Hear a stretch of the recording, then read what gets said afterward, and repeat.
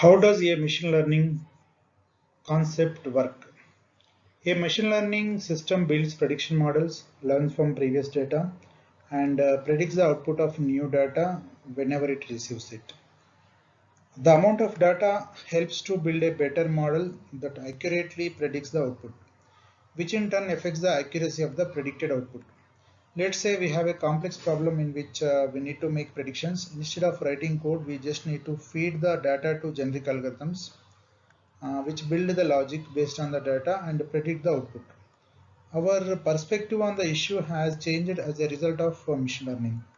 The machine learning algorithm's operation is depicted in the given block diagram. So it is taking the input data and then we are training and we are creating a model out of that, and we are giving the new data to it, and then that corresponding data is being predicted what is going to be output of, or what is going to be, what is the new, what exactly we want to predict there. So features of machine learning include like machine learning uses the data to detect various patterns in a given data set. It can learn from the past data and improve automatically. It is a data driven technology. Machine learning is much similar to data mining as it also deals with the huge amount of the data.